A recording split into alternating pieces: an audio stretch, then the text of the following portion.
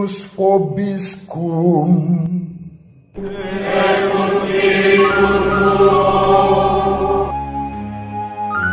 Sahabat peradaban kasih ekologis yang terkasih, selamat berjumpa dalam renungan harian bersama saya Romo Alois Budi Purnomo PR melalui channel ini. Semoga panjenengan selalu sehat, tetap semangat tanpa sambat, dan selalu bahagia kebahagiaan yang bersumber dari Tuhan Allah kita. Mari kita awali perjumpaan kita dengan bersatu di dalam doa. Dalam nama Bapa dan Putra dan Roh Kudus. Amin. Allah Bapa yang Maha Pengasih dan Penyayang, kami bersyukur kepadamu pada hari ini.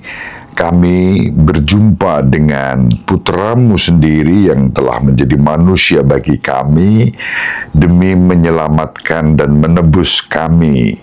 Putra-Mu menyatakan bahwa ada dosa yang tidak bisa diampuni, dosa melawan Roh Kudus sebagai dosa kekal.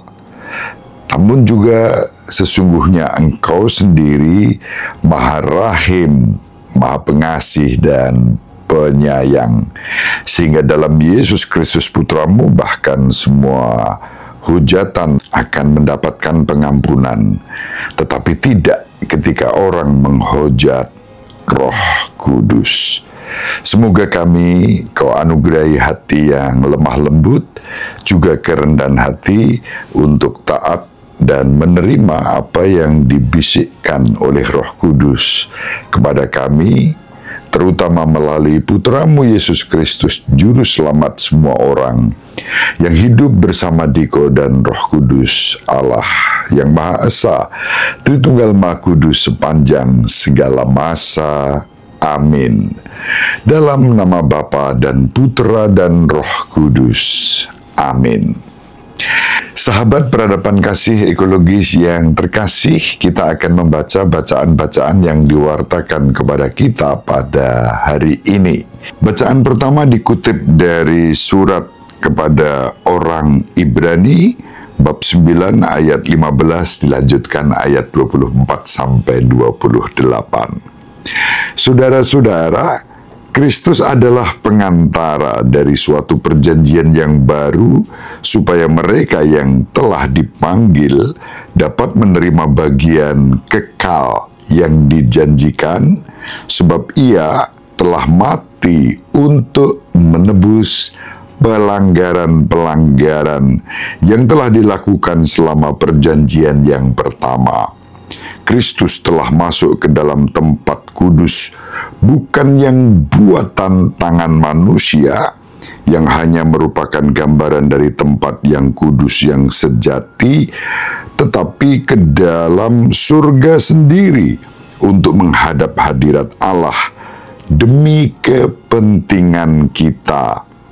Ia pun tidak berulang-ulang masuk untuk mempersembahkan dirinya sendiri, sebagaimana Imam Agung setiap tahun masuk ke dalam tempat kudus, mempersembahkan darah yang bukan darahnya sendiri.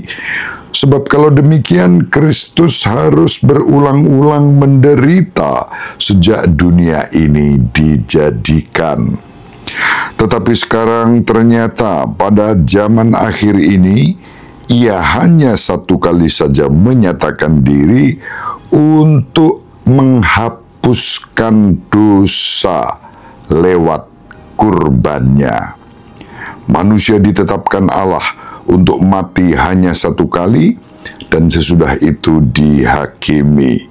Demikian pula Kristus hanya satu kali saja mengorbankan dirinya untuk menanggung dosa banyak orang.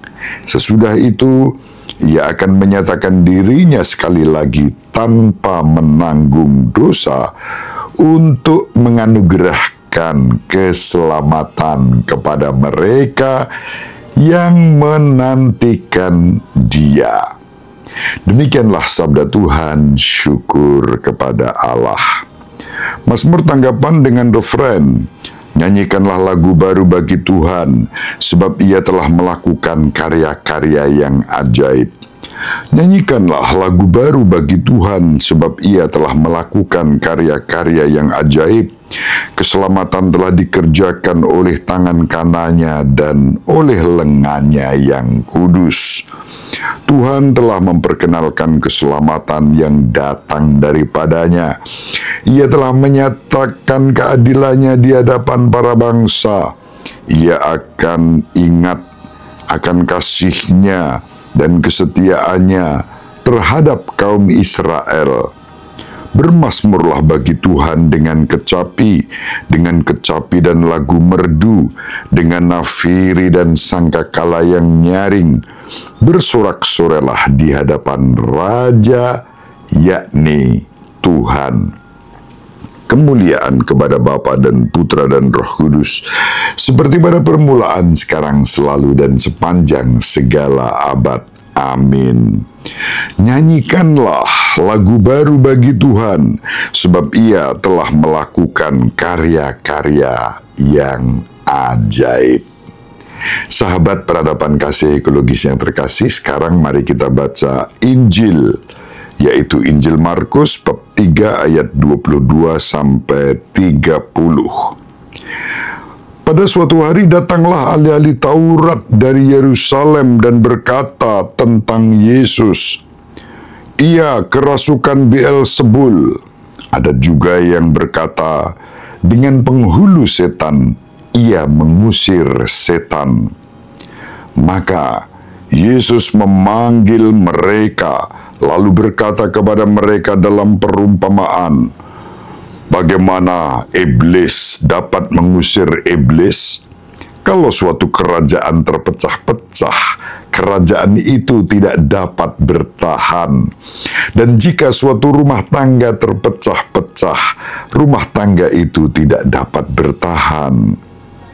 Demikianlah juga, kalau iblis berontak melawan dirinya sendiri, kalau ia terbagi-bagi, ia tidak dapat bertahan, malahan sudah tamatlah riwayatnya.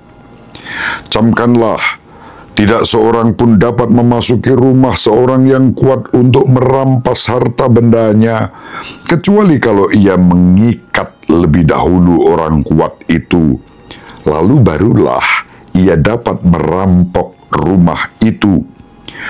Aku berkata kepadamu, sungguh semua dosa dan hujat anak-anak manusia akan diampuni, ya, semua hujat yang mereka ucapkan.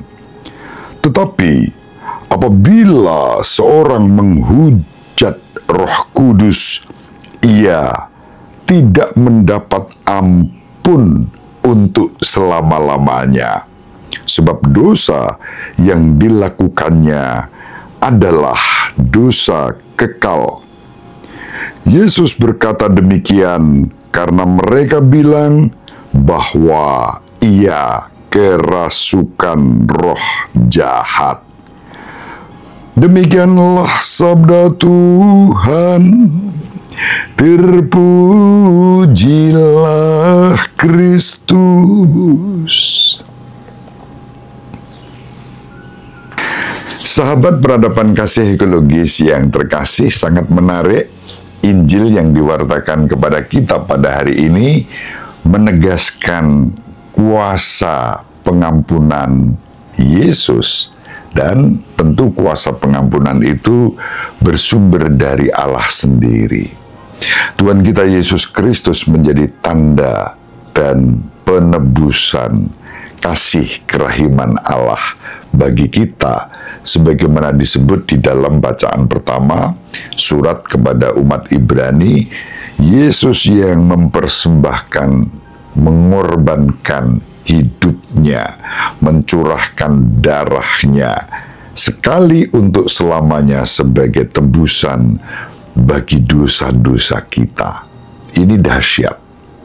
Dibutuhkan iman untuk sampai pada pengakuan bahwa Yesus Kristus juru selamat kita semua.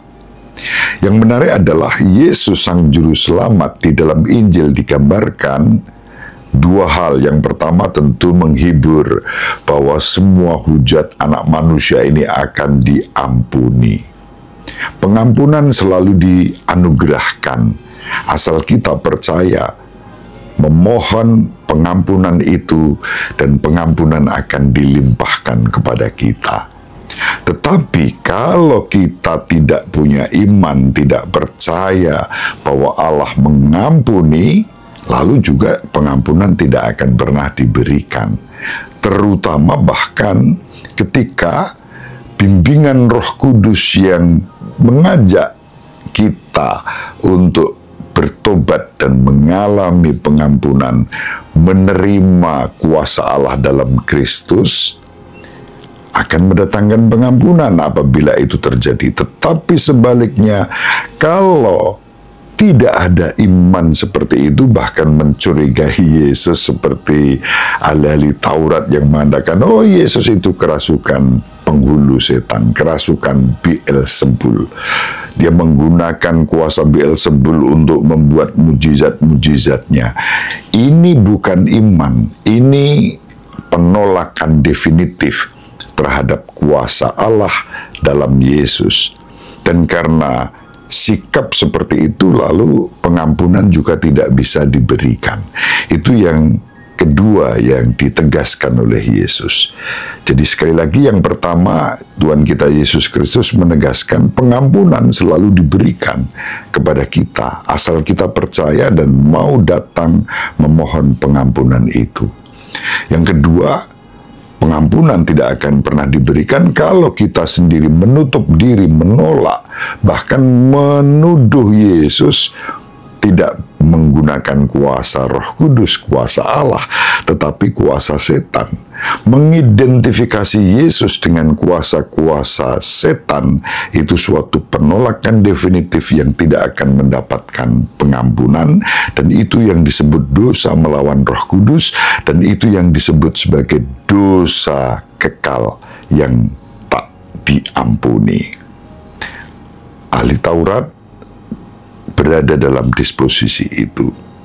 Maka kalau kita menolak Yesus, bahkan gereja Kristus dianggap sebagai gereja setan, itu sudah suatu tuduhan seperti setara dengan apa yang dibuat oleh ahli Taurat tadi. Tidak akan mendapatkan pengampunan selama-lamanya. Bagaimana pengampunan bisa diberikan?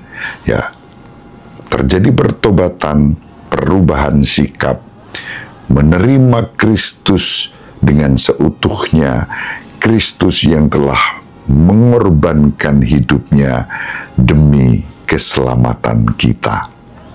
Sahabat peradaban kasih ekologis yang terkasih, mari kita saling mendoakan agar kita diberi rahmat untuk percaya, mengandalkan bahwa di dalam Yesus Kristus Allah hadir, Allah memberikan pengampunan kepada kita.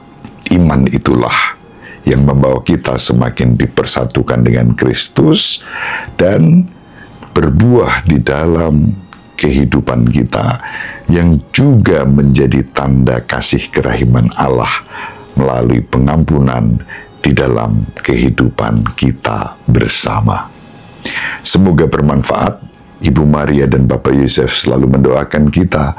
Semoga panjenengan semua sahabat peradaban kasih ekologis yang terkasih bersama seluruh anggota keluarga dimanapun berada, dibimbing, dilindungi, dan diberkati oleh Allah yang Maha Kuasa, Bapa dan Putra dan Roh Kudus. Amin. Terima kasih, salam sehat, tetap semangat tanpa sambat, selalu bahagia, kebahagiaan yang bersumber dari Tuhan Allah kita. Salve, shalom, salam sejahtera, berkah dalam. Sahabat peradaban kasih yang terkasih, sampai jumpa pada episode berikutnya. Terima kasih atas kebersamaan kita. Salam peradaban kasih ekologis, berkah dalam.